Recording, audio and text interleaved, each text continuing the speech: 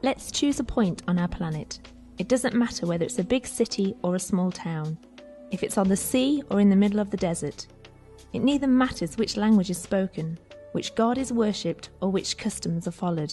In any place, there will always be women and there will always be men, and gender violence always.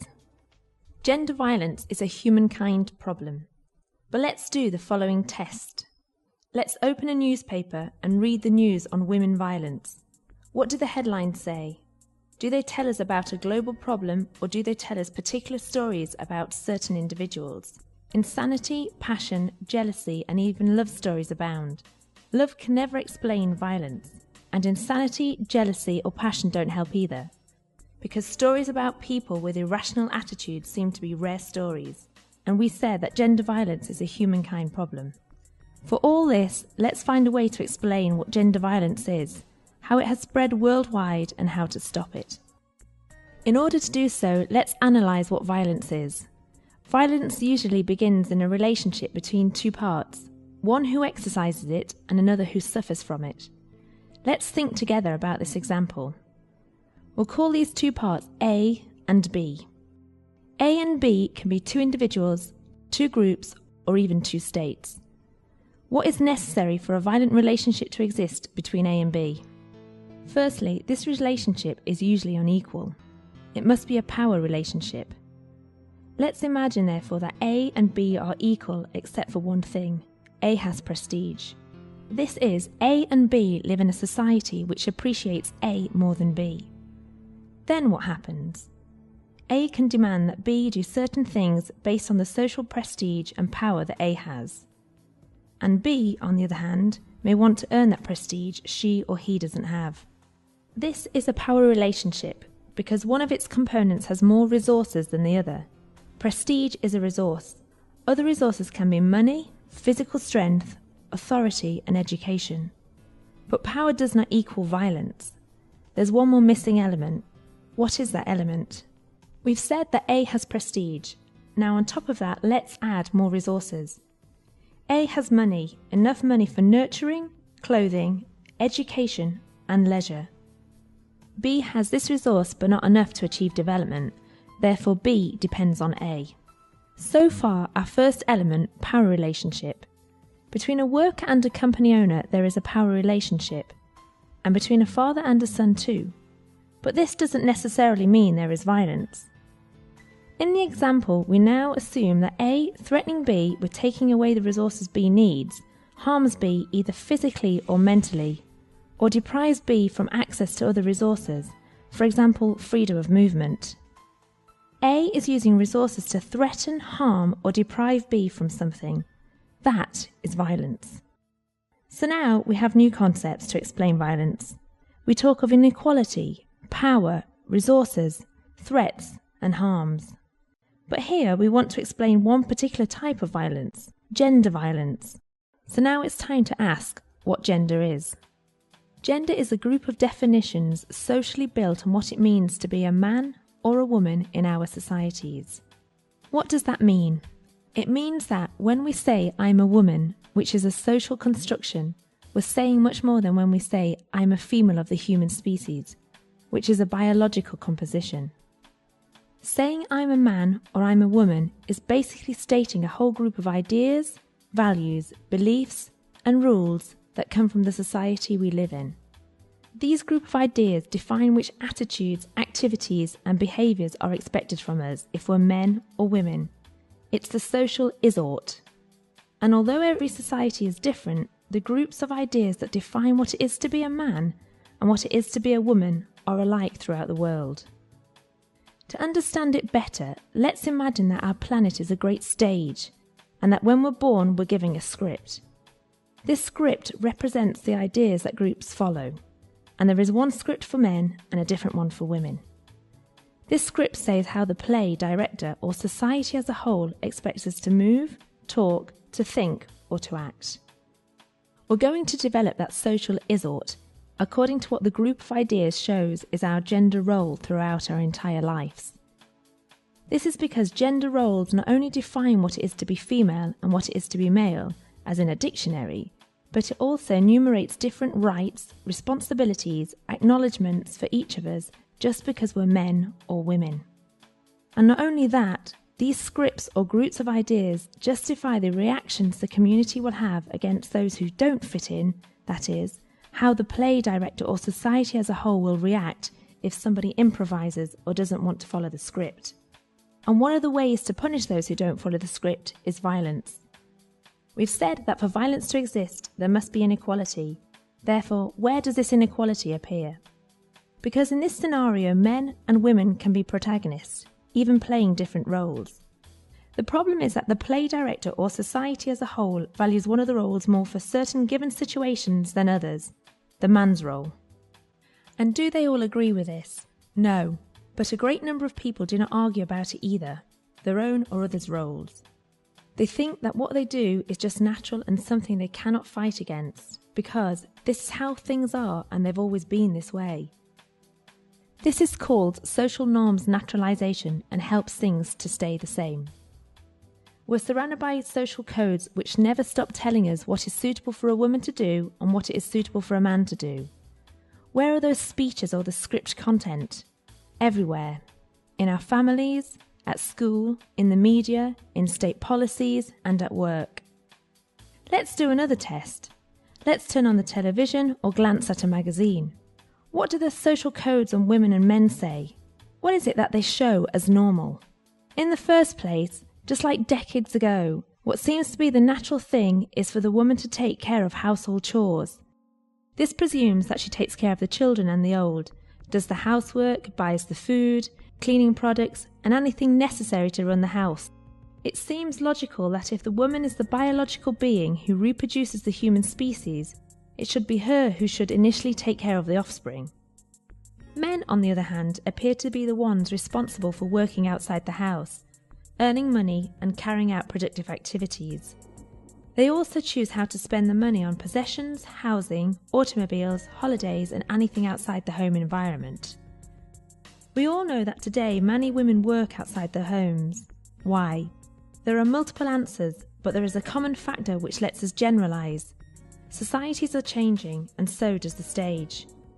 However, the script or the group of social ideas still says that women are the natural homemakers. How can we understand this? Simply put, women now do both jobs. In order to see the effects this role division has, let's go back to A and B. Now turned into the group men and the group women. As men are defined by the group of social ideas as the breadwinners, they tend not to take part in household chores. They only work outside the house in a paid job. This forces women to look for a part-time job or flexi-time to be able to perform both tasks, jobs in which they earn less. As women's working days are double, they have less time and energy than men do for other activities such as training, joining cooperative action groups such as unions, and even doing leisure time activities. Also, women are offered certain jobs and not others. It is more likely that women have access to jobs regarded as female, usually in the service area, and they are assigned to minor responsibility positions. Why? Because it's taken for granted that men will do better in higher positions as they are solely devoted to that. Now we can see how unequal resources begin to build up. Men have more money than women and better jobs. This gives them wider-ranging decisions, powers within their jobs and their homes. Furthermore, they have more time to develop professionally and personally, which allows them access to new and better opportunities. Now let's analyse the following. If a group has access to better opportunities and benefits, it has higher possibilities of developing its capacities. Thus, it is ahead when it comes to having access to new opportunities and benefits. Or, the other way around, the fewer opportunities and benefits a group has access to, the fewer the possibilities it has to develop its capacities. It will be at a disadvantage for access to new opportunities and benefits. As we can see, it's a circular system, and inequalities are emphasised as we add more resources to one side of the relationship. This means that men not only have more power, but also more possibilities to gain more power. But the script or group of social ideas, apart from telling us which jobs we should do, also defines how we should behave, talk, and mix with others. And these characteristics also cause inequality. Let's go over the other attitudes and behaviours that appear as natural for men and for women, even though we know that they're not natural at all. Women are associated with the house, the family, caretaking of others, nurturing, compassion, sensitivity, all characteristics related to the role of being in charge of housekeeping. Conversely, men are represented as active beings, competitive, undertakers who do not fear anything. These are all characteristics which are useful for going to the outside world and exercising their breadwinning role. And in their relationship with each other, which roles are they called to represent? Women have to do anything possible to be desired by men, and they must seduce them. As we can see, the active role is still on the male side. And what are we told is the most important attributes a woman has in this case? Her beauty, her body, her female essence. Today, as decades ago, women are constantly and tirelessly called to reach a certain feminine ideal according to the rules in each society. But as we said before, those who do not fit the script suffer some kind of punishment. In this case, women seek to adapt, some with desperate methods, but they do not succeed.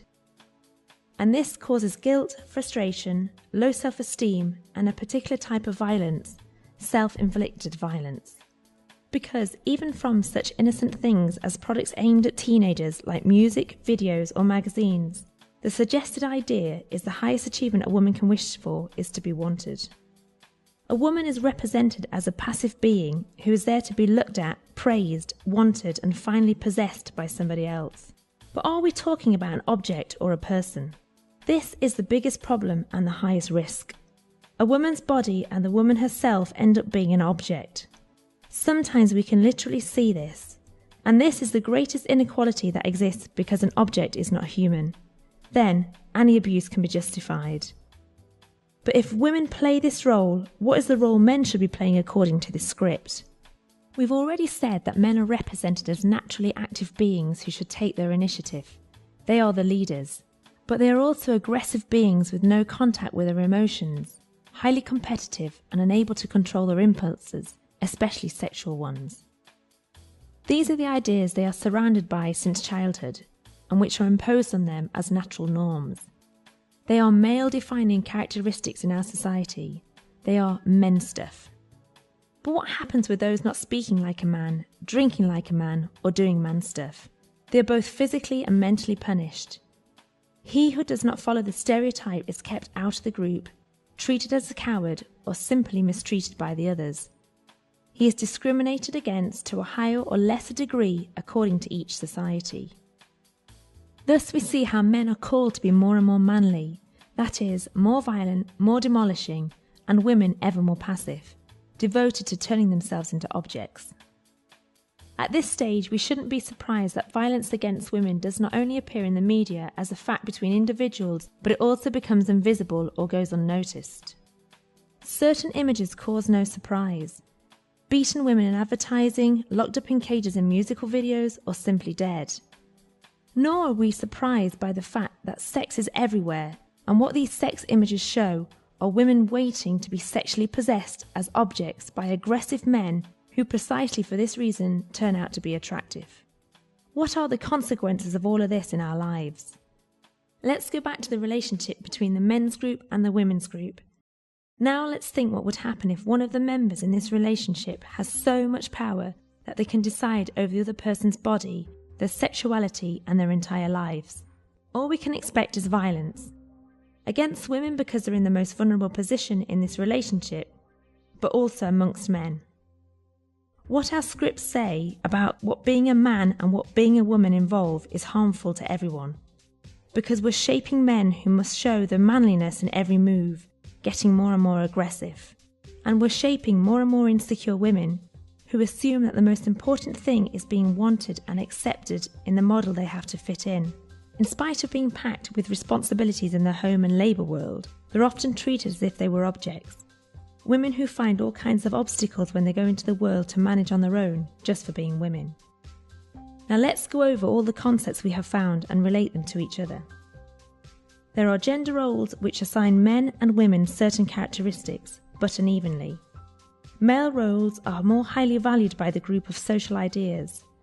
In turn, this allows men access to a greater number of resources of all kinds. This gives them more power. This power can be used against the most vulnerable component in the relationship, to punish them if they do not fit into the group of social ideas. Used to restrict their access to certain spaces which are not expected within the group of social ideas. Used to deny access to other resources and used to underestimate them. In short, used against whom they can exercise violence. And violence will only result in one thing. Everything remains the same. The only way to break this cycle is by building more equal societies. But how? Reflecting. The scripts are plays we can write and rewrite as we wish. There is nothing inherently natural and nothing impossible to change. Reflecting on our beliefs is the first step to changing them. Reclaiming. We must demand from our states laws that protect the most vulnerable and punish those who exercise violence. We mustn't ignore the impunity of those who use their power to harm others. We must also demand equal policies to bring job access opportunities both to men and women, and that those jobs be decent and fair without sex-related differences. We must fight to equally rank the number of women in higher positions both in our country's governments as well as in unions and private companies. Training more women, giving them more tools to allow them to develop both personally and professionally. Educating. We must educate our children and youth in equality, eliminating harsh models, teaching them not to restrict their person's development just because they don't fit a certain role or script. Bringing up children who are taught not to show their sensitivity, not to be compassionate or helpful, is to sever their development. It is to block their way by being free and full human beings. Equality means better distribution of social resources, not changing certain unequal relationships for others. Equality means that everybody has the same possibilities, no matter whether we live in a big city or a small town, which language we speak or which God we believe in. Equality is having the same opportunities, no matter if we're men or women. It's about having freedom, freedom which removes inequality, that which denies violence. Let's break the circles, all of us, for all of us.